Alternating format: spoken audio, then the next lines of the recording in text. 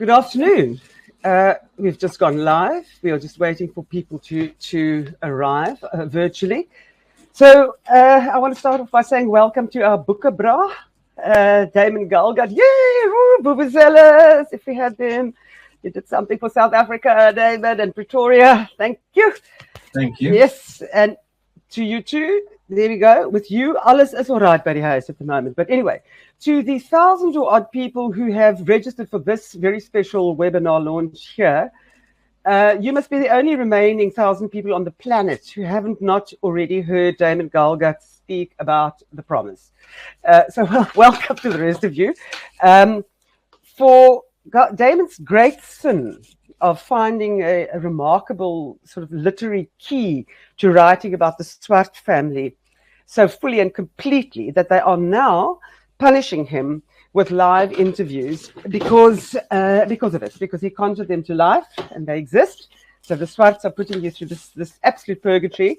I see you did throw Catholicism into the book too, Damon, because you have now won the Booker Prize. So I just want those of you who are watching, thank you very much for being here. There's a link at the bottom. I've posted an interview with Damon and Colin Tobin about the technicalities of writing, which are absolutely fascinating to those of us who think we are writers, but indeed are not. So we can listen to real people. So, and the Swart family, let me just introduce them to you, thanks to, to this narrator, whoever they may be. For there is nothing unusual or remarkable about the Swart family. Oh no, they resemble the family from the next farm and the one beyond that, just an ordinary bunch of white South Africans. And if you don't believe it, then listen to us speak. We sound no different from other voices. We sound the same and we tell the same stories in an accent squashed underfoot, all the consonants decapitated and the vowels stove in, something rusted and rain-stained and dented in the soul, and it comes through in the voice. Thank you for that fantastic description. David, welcome. You can lay your burden down here. Just before we were in the green room, and I asked you, how has it been, and is this the last burden of the year? Because you're having to speak a lot, as writers don't like to talk a lot.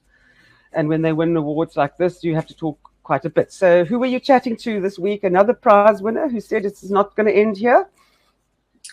Hello, welcome.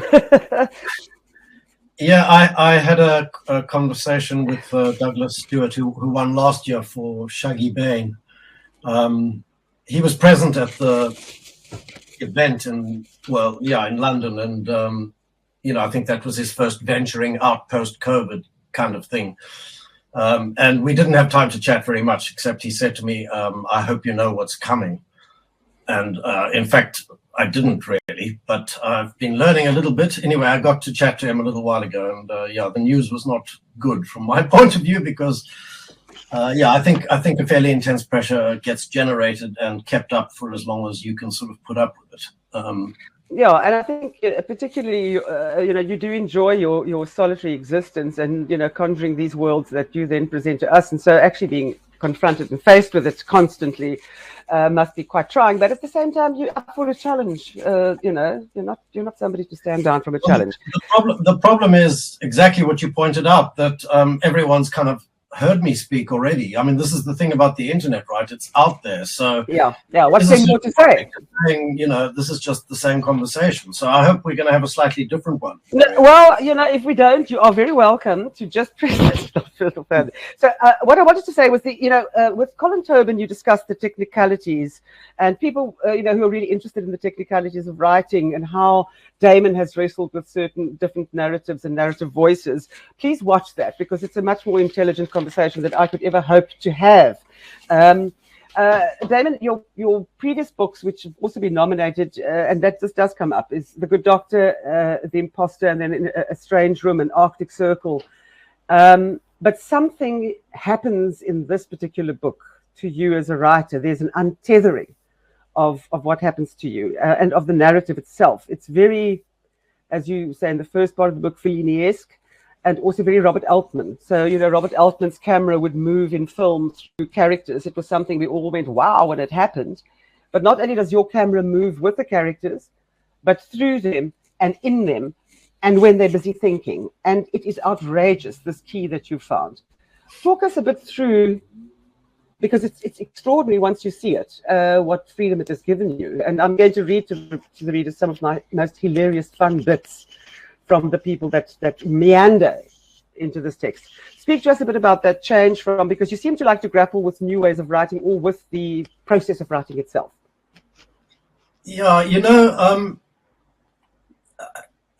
to put this maybe a little bit differently to how I've tried to speak about it before, I mean, I have an innate frustration with the limitations of any particular voice, really, once you've decided on it. If you're speaking in the first person voice, there's certain range you can't move outside.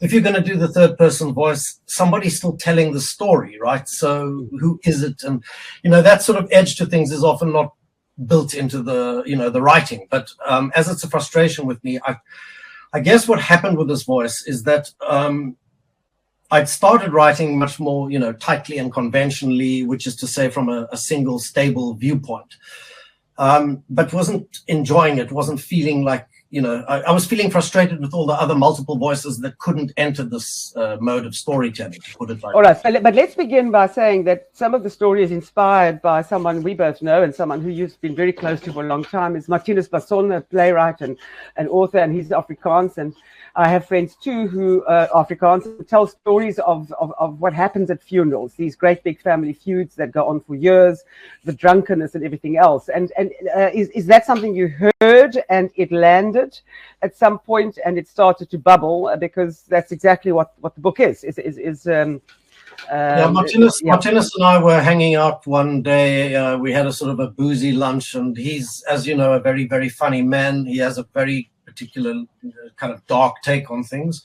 I mean, he was telling me about being the last surviving member of his family. I mean, it's not something he carries as a particular burden, but he told the story of these 4 family funerals, and he made them very funny. Not that he doesn't feel them, but that the living people who recur at funerals and their recurring issues are very human and can be can be perceived in a sort of a tragic but also comic way if you look at them from the right sort of angle. So the idea came to me that it might be the way to tell a family story, not Martinus's, but a family story in 4 parts, 4 sort of panels, which appealed to me in another way because, have a vaguely theatrical background way back, and it gives it a theatrical sort of structure, the curtain rising and a certain scene self-contained playing out, and then the curtain dropping, and then the next time it comes up is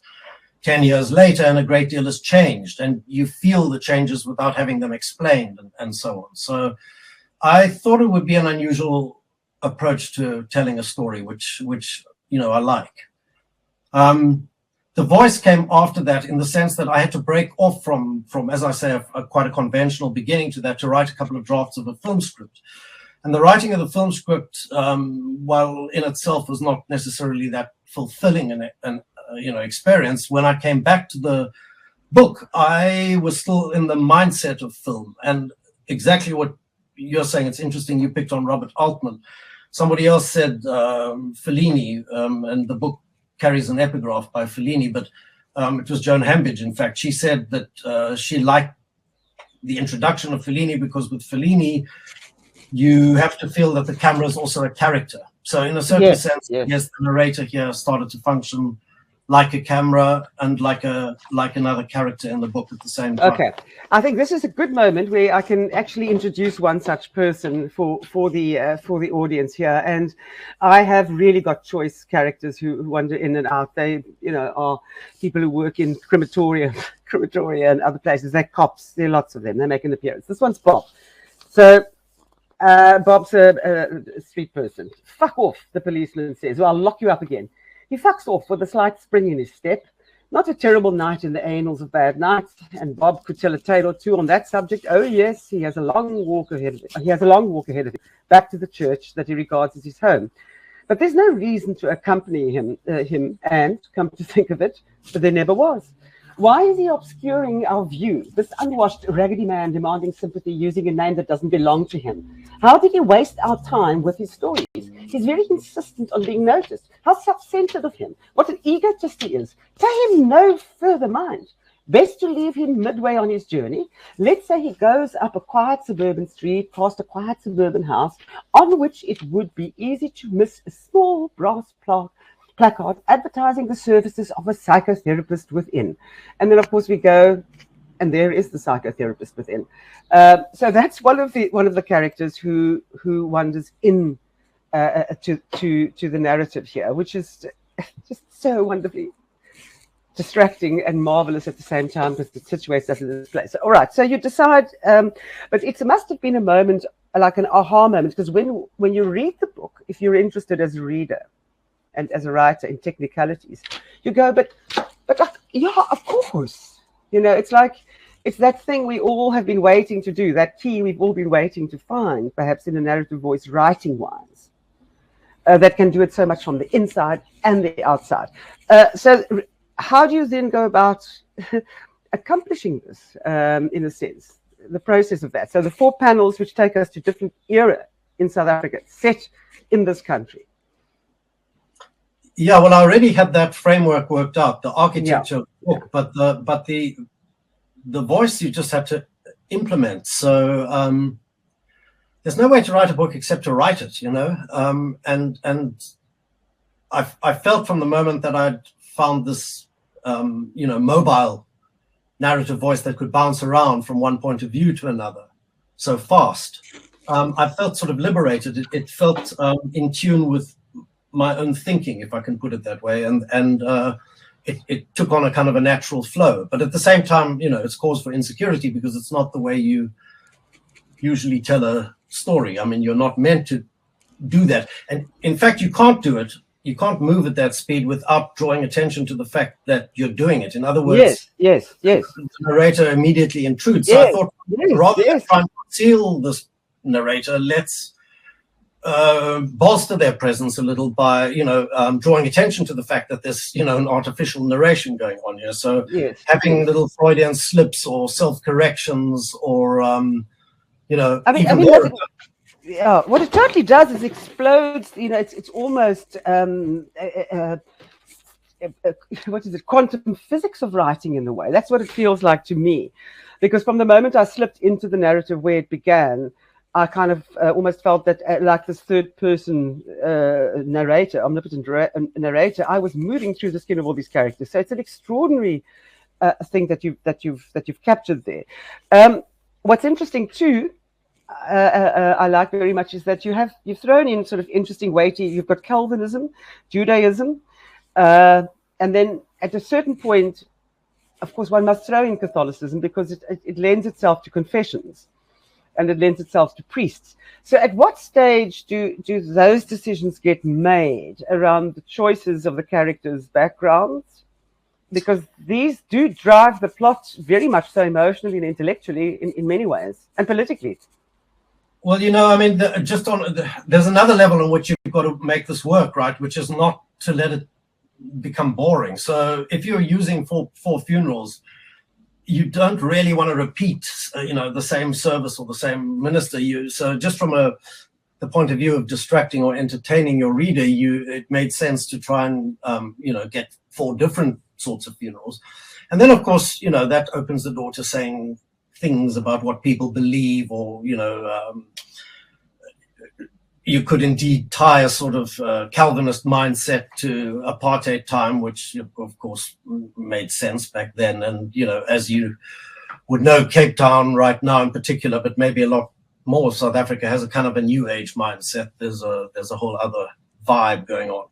So, yeah, it just allowed me to vary the texture of the manuscript, if you like, or the way it developed. I mean, there's also less visibly a different season in operation in each part. So you get summer, winter, autumn, not necessarily in any significant sequence, but just also for variety. But not only that as well, you've done something which I think Sarki Botha has done in some of the theatre in the past, which was to Salome, who's in a sense, Salome, actually, Salome, who is central to the plot, she's there all the time, but not there. And through her absence, in a sense, so what Sarki used to do is have people dance on the periphery of a play, which involved a white family dealing with land. So that ever-present South African landscape is there. As well, that political landscape, and I don't want to get into discussion about political writing, but I mentioned to you when I watched District 9, that film, as a South African, there were resonances in that film which were very deep for, I think, South Africans watching it, traumatic and deep and triggering, if one wants to use that word. And it's the same with The Promise in a way. If you're a South African and you read this, it's deeply, I mean, there's a sense of what it means to be white as well, which is deeply shaming in many ways, but at the same time leavened by so many things. So I'm not sure if you want to speak to that device of the main person in The Promise, and that's the political nature of the book over and above the satire, social satire as well. Because it's expected of us, I suppose, in a way, to reflect ourselves back to the world, in a way. Sure. I mean, I guess I was trying to give expression to a kind of a wider notion of South Africanness than merely the political, and that is to say, there's a certain South African aesthetic as well, which we all recognize, which is localized in lots of ways, but for people who grew up in Pretoria, just certain impressions, little vistas or moments we experience in a tactile, sort of sensuous way. I mean, it's not news. I think David Goldblatt's been picking up on a South African aesthetic for a long time, and there've been essays written on it. Stephen Watson wrote quite a poignant essay on the subject. So you're trying to include that as well. For me, in a I understand why it's been picked up and given such a central place, but this whole issue of The Promise, because it's the book's title is that. For me, in the writing of the book was just one more strand, if I can say that I was trying to give expression to how it feels to have lived my life in a certain way, to have lived through these particular years in South Africa. And not, the politics is only one story, quite an important one, but it's just one story in that larger sense of moving through time, what this little space that I've occupied. So, the mode of storytelling, I think another reason it felt natural, that jumping around, is because in time, nobody has any more significance than anyone else. So, a homeless man is as important as the president, or as a pair of jackals passing by, or the spirit of somebody else. So in moving between these things and giving them almost an equal weight, you're in that zone where time is the most important factor. The only reason this family keeps featuring is because we keep picking up those strands, but in between I've told the stories of various other people, which hopefully generates the impression that there are multiple stories intersecting with this one, and you could pick up on almost any of them, like that homeless man, that little absolutely secret. And I suppose that's what makes it so universal, and why it is a book that will be read differently by everyone wherever they are, where they will find those deep tractions that are there. But I think for South Africans it might be particularly resonant and painful and funny at the same time. You grew up in Pretoria, Damon. I mean, it must be. I have this thing that there are people in the world who are meant to write, and some of us who think we write. But it's a curse of a profession. In a way, those people, those of you who've been blessed with this or cursed with this need to wrestle with language and find the world and reflect it back to us. Because in a sense, you don't really want to be seen as Damon yourself. So how do you cope with living? And in so doing, you've shown us exactly how you do see. It's beautiful. I mean, all of these people, these details, the small details of almost your porous. You watch conversations, how people dress, how much semen is in a toilet after a funeral. A lot of people bumped against that moment. Yeah. Well, you can't help it. You can't help it. Yeah, you know what, Marianne? A large part of this is is actually the my age. You reach a certain point in life where you just don't care that much what other people think anymore. So you tend to, let it all hang out. So this is my life in many respects. I mean, it's stuff I've remembered or impressions I've received, and I'm just doing it. And it's been interesting to me that something that's so very localized in South African has been received elsewhere.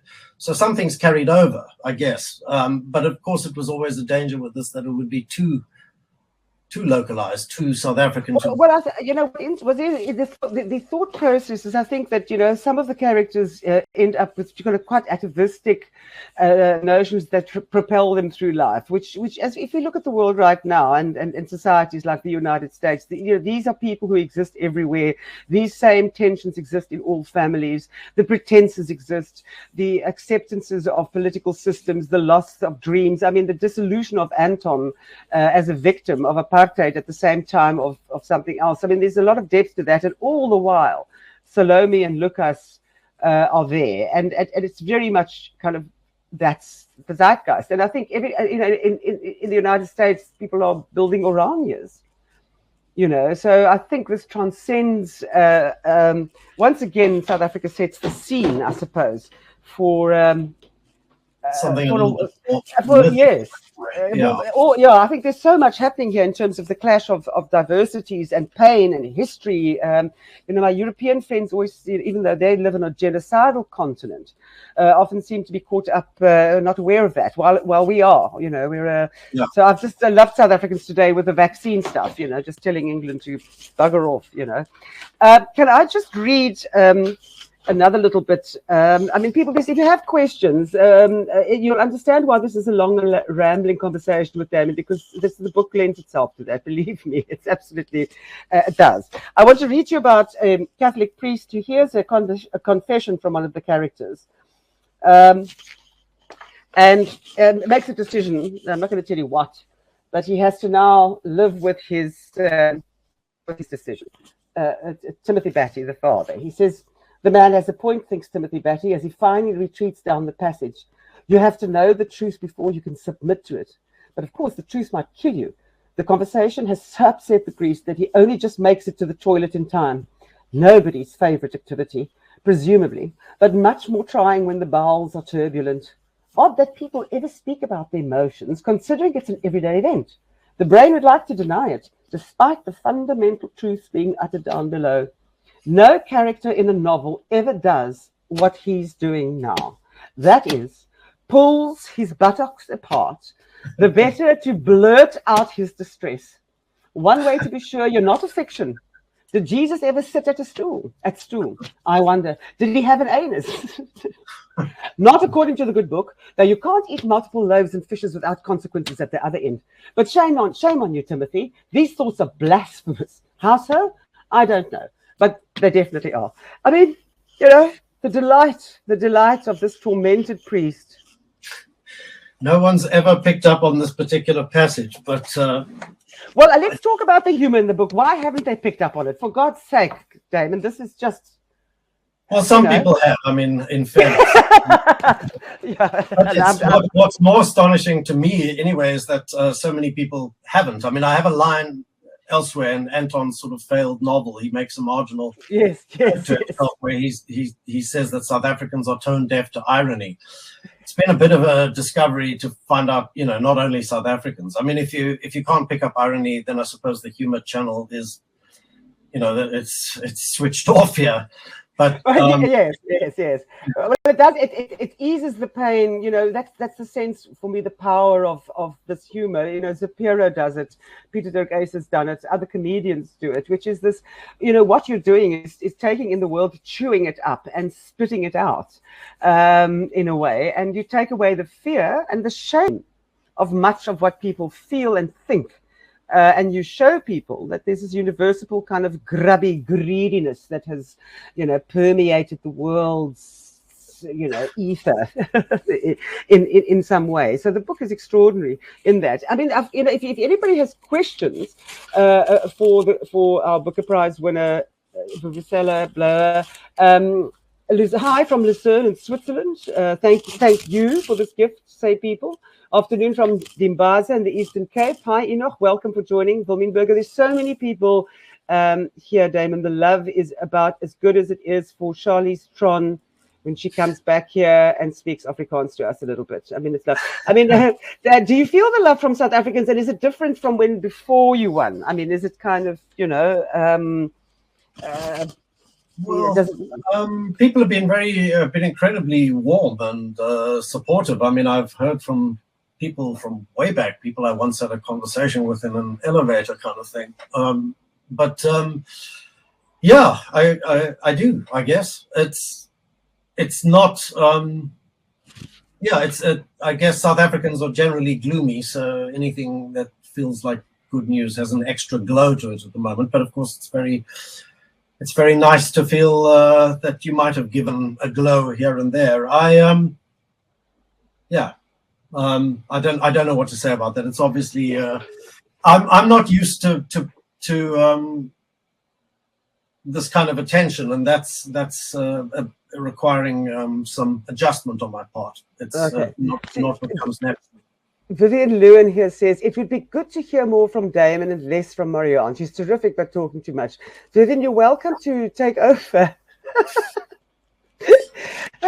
Damon's fabulous, but, let me do what I'm doing here. Yeah. Wilminberger says, what's touched me deeply was the way Salome was disregarded by the family, brilliantly made clear by Damon as always being on the sidelines. We spoke about this now. She was still so much part of the family, almost a member, made me ashamed to think of how many South African families treated these domestic workers in a similar way. I still have contact with Mam Tula now, long retired, and love her like a mother. So here is, a South African, deeply ensconced in that narrative in this country with, a person disenfranchised on the periphery. Well, one thing that's generated some comment elsewhere, it might be worth bringing up, is the fact that I chose not to let this, mobile roaming narrative voice go very far into the minds and souls of the black characters that appear here. Most notably not into Salome, as I think of her, because my first nanny from childhood was called Salome. And for me, this made sense in a South African context because a figure like this has no voice, still has no voice, and you have to, in some way, I think, make that a problem for the reader, not something that they can feel easily outraged and then cleansed about, So my solution tends to be to build those things into, if I can, the narrative itself. And I did this in this case by not venturing very far, only as far as the white characters kind of perceive her, which isn't, much distance at all. And but also when they come coming into contact as well, just simply coming into contact with her. I mean, you will place her in the kitchen there, even when she's not speaking. So she's not only in the periphery, but she's inside, but in formal contact with all those characters. Well, the idea was to make her silence a kind of a presence, and then I have the moment where this narrator actually. There are a couple of moments, but this is one where he or she rounds on the reader and effectively sort of leans out of the page and points at them and says, if you didn't know more about her, maybe it's because you didn't want to know, you didn't care to ask. So again, I hope that silence then becomes sort of personal and that people feel in some way questioned by that moment and that they would carry that around. I think that's bothersome for some readers because it's not the way books are supposed to sew everything up to provide all the answers. It's not my sense of South Africa that, many answers are provided. So it seems to me closer to the truth to actually leave people a little bit disturbed and unresolved on certain issues. And, hopefully those issues continue to worry you. Well, it's also an interesting conversation that is held amongst authors. My friend, writer Tom Lanois is in South Africa, and the discussion is, can you write a black character? Can you write a black voice? How much are you allowed as a writer? And in this case, having slipped your skin in many ways and inhabit a whole host of other characters. So that's Sorry, I mean, I would say that's the very premise of fiction, right? Is imagining that people who are not you. And I mean, this argument, although it feels new, goes back to Nadine Gordimer's time. I mean, I remember her saying, you know, what does James Joyce know about being a woman? And yet you have this extraordinary Molly Bloom soliloquy. And I mean, there's a lot of truth in that. I'd like to be judged not for, you know, attempting to imagine someone else's life. I'd like to be judged on how well I do that, you know, how persuasively I do it.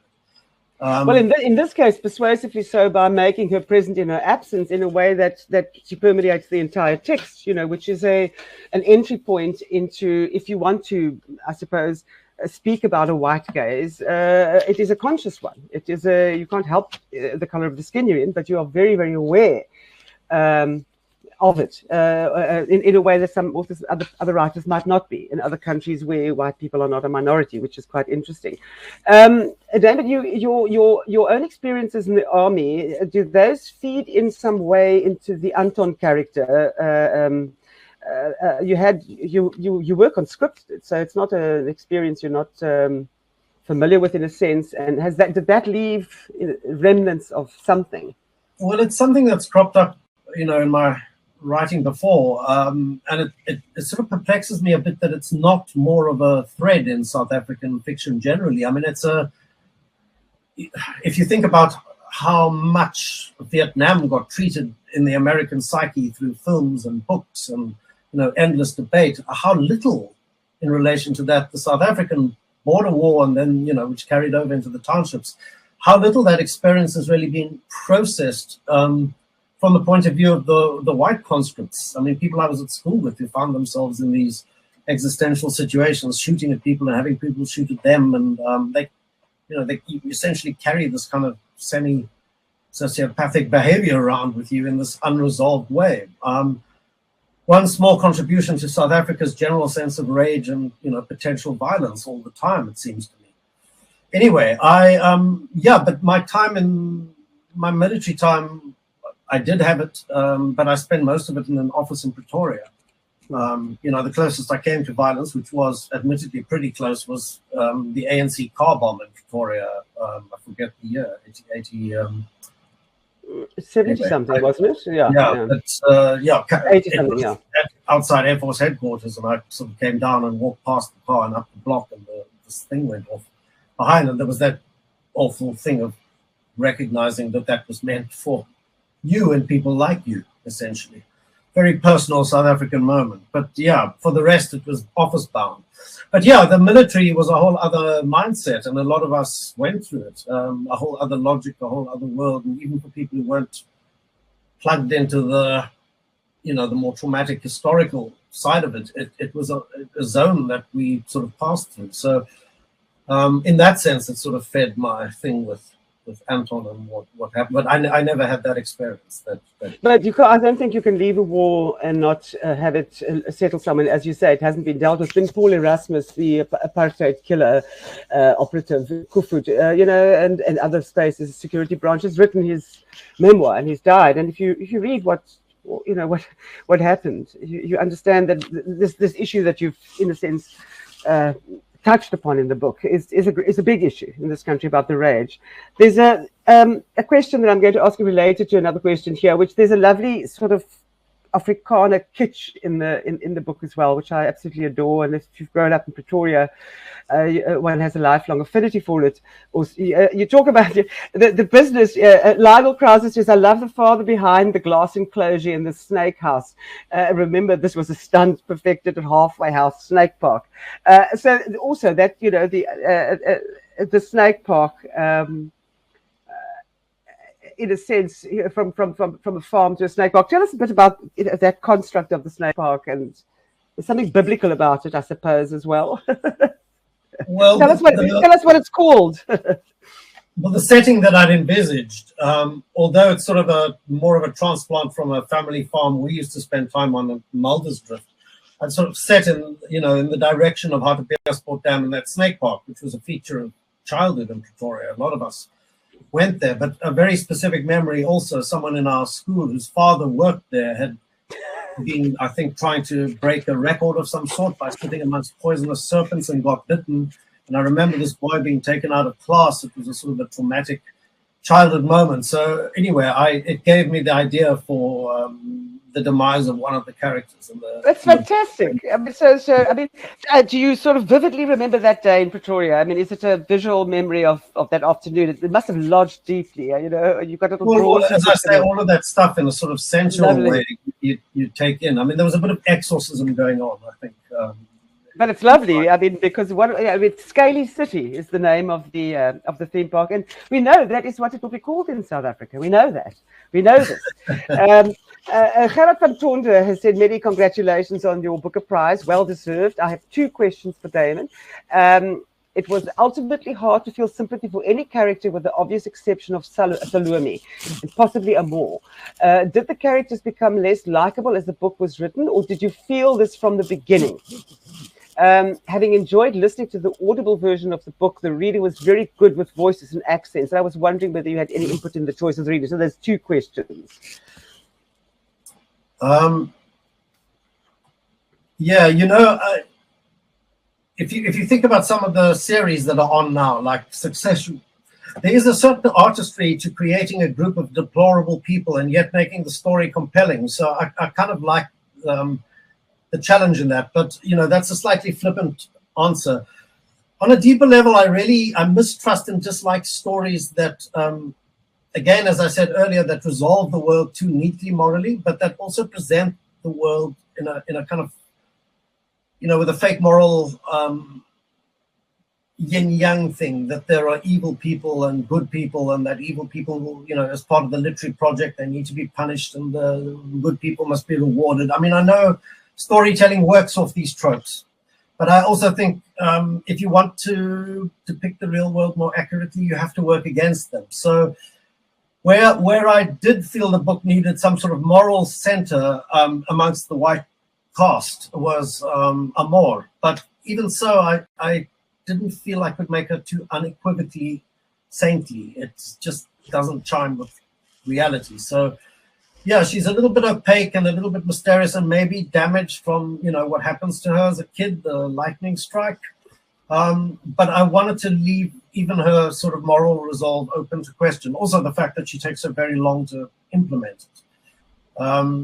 Anyway, I'm answering a question I wasn't quite asked, but the fact is, you know, white South Africa is not really known for its great moral generosity, of course, with some exceptions. So I did want to show all aspects, I guess. But the other side of it, the Audible book, yeah, I did get to listen to some of the voices they were considering, and of the people who were, you know, auditioning, as it were. And Peter Noble did an extremely good job. So I was very happy that he got this project. A lot of South Africans, oddly, you know, in the acting community, even people who know what the South African accent is, kind of perform the South African accent so that it becomes, you know, a way of speaking that South Africans just don't use.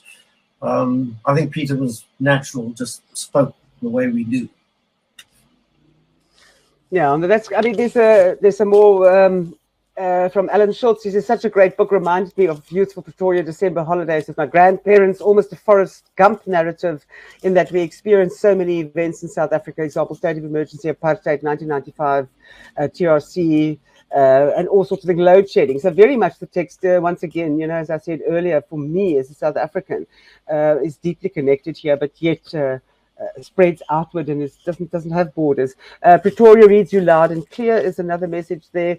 There was something interesting I wanted to talk to you about. I watched a production of Edward Albee, Who's Afraid of Virginia Woolf, you know, the theatre production, which, as you know, was quite at its time groundbreaking for the intensity of the internal worlds that it displayed on stage between a couple, you know, and Albee didn't allow anyone to touch the script, and it had to stay as it was, and, you know, it had this big impact on audiences. And then I watched it performed at the Baxter, I think in the early, I can't remember, 2000s or something, where the audience fell about laughing at the tragedy unfolding on the stage. And I wondered what had altered. And I realized that, you know, the Ricky Lakes of this world and these talk shows where people attack each other on stage in audiences and screen to billions of people across the universe, has changed people's responses to art or their ability to consume things. And so for me, what your text does, which is what people are saying, is this kind of Forrest Gump of a narrative, is takes an idiom we've become accustomed to visually and in terms of our ability to read, because people read less and less and less. And as somebody here actually says, they haven't been able to read during COVID. They haven't been able to. A lot of people have been complaining about that. So I think what your book also does in terms of the cogs and wheels is it marries something in terms of the human mind where it is at the moment and combines visual possibilities with internal talking of text. It's just remarkable, Damon. You know that. But it's absolutely, yeah. So people are saying the same thing about the text itself. What are some of the responses that surprised you about an overseas response to it? And when I say overseas in South Africa, it means everyone outside the border. What did you pick up mostly about what they found in interviews? I think as South Africans, we're kind of inured to a certain daily brutality, for want of another way of putting it, but a certain roughness to how life plays out. And you can't really survive in a country like this without a certain humor. And I think South Africans use humor as a sort of a self-defense. So it's sort of part of that idiom for me that I, let the narrator be quite offhand about dark stuff. So I was slightly surprised at how sensitive a lot of overseas readers are about stuff that I think we would just, not laugh off entirely, but shrug off maybe. Well, I think it's more we've used to it. It's the fear thing. I said to you in the green room, I was worried about myself because I started laughing from the minute I started reading the book. And, every other review and interview I've seen has, the New Yorker has spoken very much also about the technicalities of the writing and how important this all is. And I haven't seen that mentioned. So I thought, well, there must be something wrong with me. But he's doing the same thing, which is why I read out that passage about the emptying of the bowels. Okay, this is some. Yes. No, quite a few commentators have picked up on the humor of it, enough to be, reassuring, because it was certainly a relief in the writing of it that you had enough space to, humor is only possible if there's a certain distance from the material. So that space became important as a leavening effect for me, but I think for the reader too. Otherwise, it would all be death and basically, slow dereliction. Well, It's not cheery. A.A. Gill, bless him, said that he thought it was the audience that had the sense of humor, and I've thought about that for a long time. Because sometimes you think, no, it's got to be the writer or the comedian who has the sense of humor, but the audience shares that sense of humor, and the frequency can be wrong. So I would recommend all South Africans actually to read The Promise. Here it is, this holiday, and find your select. I would love a collection of your best moments. Till's jingle is actually Jill's tingle. I mean, somewhere in the middle, you'll just get Jill's tingling you, and you'll burst out laughing for no reason whatsoever in the middle of a bleak text. 10% discount from the Daily Maverick shop if you buy it from us, and I'm sure it's everywhere else. Has it gone into many reprints already, Damon, compared to your previous books? Is it flying off the shelves? Yes, I mean, primarily in the UK, the Booker effect is quite phenomenal. Sales become stratospheric. It's very impressive. How wonderful. Absolutely wonderful. I mean, it's just, here it is. Hey, all that hard work, and you're in your 60s, which you said, you don't give a fuck about what anyone thinks. Not quite yet. Not quite. Well, oh, wow. Wait, it just gets better. Close by. We can't wait for you to get better as well, and find this new world. Let's see if there's some more questions. People are tuning in from Antwerp. Karen McLarty says, Damon, your descriptive powers are nothing short of brilliant. Congratulations. Loved every sentence in your book. There's a Dutch translation I see. Someone says they've bought. I mean, that's quite interesting. I have the book here in Dutch and Belgium. Let's talk a bit about translation. How does that feel to you in terms of this book? I mean, look, there's a big connection between, I suppose, South Africa and the Netherlandish Dutch-speaking countries. They know about us. Yeah. Well, they try to translate, bring a translated version into publication at the same time as the English, because there's so many people from Holland who speak English and will otherwise read the book, and the market will be exhausted before it starts. I mean, obviously, one of the Booker effects is that it sets off numerous translations. I mean, I've been translated a fair bit before, but nothing like this. And that's part of this ongoing media thing, is that as new translations come into being, there's a new round of requests for interviews. The Swart family they're making you pay. They are making you pay, Damon, because you so thoroughly made them pay. So the Swarts are at it. But in terms of what I think is interesting about the Dutch as well is, I've walked past houses in Amsterdam and just seen rows and rows and rows of books on shelves, and so admiring of that. And the Dutch translate everything into their own language, and mostly everything that is of consequence, and that's so amazing. I mean, but this book, would it work in Afrikaans?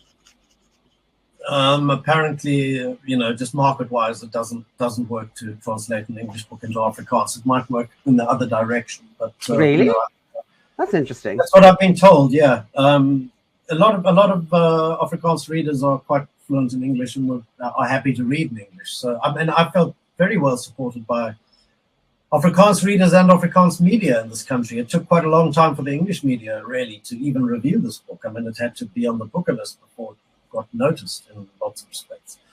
So Afrikaans readers, I think, are fairly loyal to their own, and by extension, I'm a South African. I'm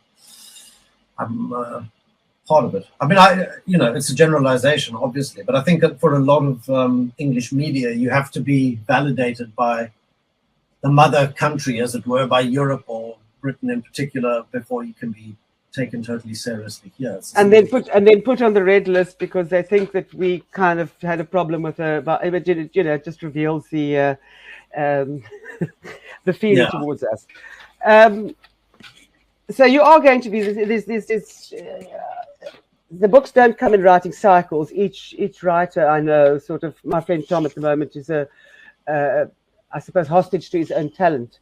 He's busy finishing off a book which is taking him a long time, and it's painful. People don't realize how painful it actually is for writers to do this job. So you're just going to ride this out in terms of what it means. And also, I just wanted to say about language and fiction, African non-fiction, African fiction. We have all these languages in South Africa, and you're quite right, the Afrikaans press is quite aware of what happens in other language groups as well, and there seems to be a much more keen interest in allowing an intersection between languages, whereas monolingual media do look to the UK, can only English-speaking language, United States, England, Australia, that's it. So you it may have to do with the fact that in some way Afrikaans perceives itself as a besieged language, or a language maybe under threat. I mean, I don't believe it needs to see itself that way, but maybe there is that underlying sense. So its practitioners need to celebrate. Well, besides that, it's a fabulous language to speak, and when you speak Afrikaans, which I'm convinced is a different language because you speak differently in both of them, and no one has to worry. More books being written in Afrikaans than any other indigenous language in this country. The sense of this text as well for me is it very much is filmic. Is it possible? I mean, translation would be difficult enough. I'd be very keen to read the Dutch translation and see. Kutsia also interestingly translates into many different languages. Film-wise, are there options? Is there anything? There's been some interest. Nothing concrete yet, but been some interest. I don't know. I mean, I'd imagine it's difficult from the point of view of time passing, because you have certain characters that age from teenagehood right through to middle age, and you have to do that convincingly. But they can these days in lots of respects, and I suppose you can have different actors. So there are solutions, but not. Well, well, in this sense, it would be very difficult because the book is so filmic already that anyone who's going to want to have to render a visual aspect of it is going to have to find a key into a text, which is very visual and literary at exactly the same time. Interestingly, though, you probably couldn't be filmic with it in a film in the way that the book is being filmic, if you know what I mean. You probably yes. Which would be a great challenge for someone to wrestle with. I mean, do you feel when you're writing that you're wrestling with yourself? Is that a sense of it? So you start this idea of the kernel in lots of ways. Yeah. I mean, just on the level of like forcing yourself to work is wrestling with yourself, because that impulse is complicated for everybody, and becomes especially complicated if you're sitting down to write a novel, I think, because all your fear comes to bear. So just sitting and working can be a real ordeal. Well, I think any writer I've met who doesn't have fear or have an ordeal in front of an empty page is usually a shit writer, an asshole person who thinks they're great. You know what I mean?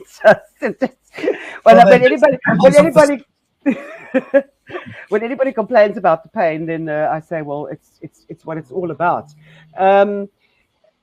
Let me just see if there are any other questions. Is there anything you wanted to sort of, say about your trajectory as a writer and establishing your voice in South Africa at all, or do you see yourself? And Kutsia finally left our shores, and kind of did an exploded view of the world and entered like Mandela, the general ether. Is that something that happens to authors? Do you expand and expand and expand? Because what you've done now is expanded something. I mean, often it would just shoot you off into the particles as a writer. Well, are there horizons writing-wise that you want to go? Well, I don't know. I'm still coming to terms with what's happened effectively. I mean, it gives you a platform, I think, to speak to a whole bunch more readers, but it may only be through the megaphone of one particular book. I mean, and I hope to continue writing. I've been doing this for a very long time. This is not seen as, I'm not seeing this as a stop or anything. It's a speed hump I need to get over before I can write the next book at this point. So I'm still finding out what's involved in that. I mean, generally, I hope, to keep bringing attention to the fact that actually African writers have kind of swept the boards with a whole bunch of major prizes this past year. And it's sort of, it's hard to know if that's really significant of something, but let's try and make it significant of something in the sense that it's a way of bringing attention to African writing and African publishing. So I could say something about that briefly. I would like to just say something about the fact that books and writing are perhaps not as valued locally as they could be. We tend to talk about a problem with African publishing being the fact that the West is in some way reluctant to receive African stories, to publish them. But I think there's a slight unfairness built into that, in the sense that it shouldn't be incumbent on the West to be telling our stories or providing a platform for them. So this is a way of saying that I think a large part of the problem is in publishing at home and in people reading and taking seriously their own local voices.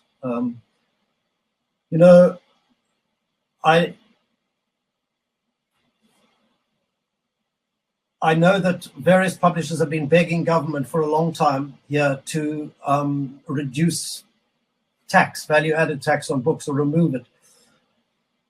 They could go even further, in fact, and subsidize publishing. I know other governments do it, which makes it possible for publishers to bring books out far more cheaply, certainly far more cheaply than they are brought out for here in South Africa. It's almost unaffordable.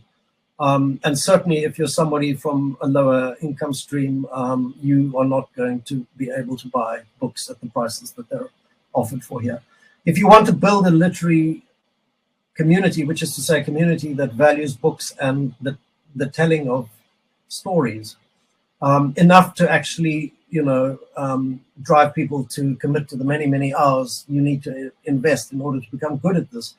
You need to create a reading culture, which you can't just switch on and off like a lamp. You need to develop a lot of readers who care about language. So, to my mind, there are many things that our government and other governments in Africa could do to help publishing and book selling. Anyway, this is a longer conversation for another day, and I just wanted to make the point briefly, so I've made it probably at too much length. I don't know how to say goodbye to Marianne. I don't know how to end the conversation without help, but I think we are sort of up. Marianne, it's been lovely to watch you mime for the past 10 minutes. I hope to do it again soon. Let's try and have an after conversation at some point, but it was lovely to speak while we did. So blessings, and thank you to everyone who tuned in. I hope it passed the time for at least, the length of the conversation.